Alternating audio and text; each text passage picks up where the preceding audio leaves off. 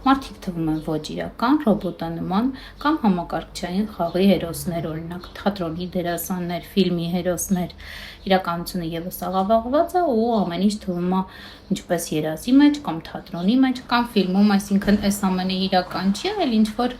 խաղ է։ Միևնույն ժամանակ խախտված է ժամանակը, մոտավոր օրինակ ամառը կարա թվա ձմեռ ու ընդհակառակը։ Այս ամեն ինչը արդեն հասկացաք, որ կոչվում է դերեալիզացիա ու ասել եմ, որ շատ հեշտ է հիշել բոլոր տերմինները եւ դու իմանում ես այդ բառերի նշանակությունը։ Դեն արդեն հիշում ենք, որ կորուստն է, ռեալն էլ իրականությունն է, այսինքն իրականության կորուստ։ Բայց իրականում իրականության մեջ ոչինչ կորստի չի մատնվելու, այս մարդիկ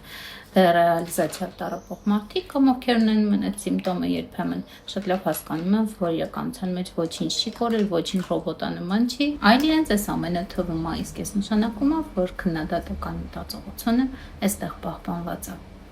Մոռացա ասեմ, որ մարդկանց ոչ միայն ռոբոտանման կարան թվան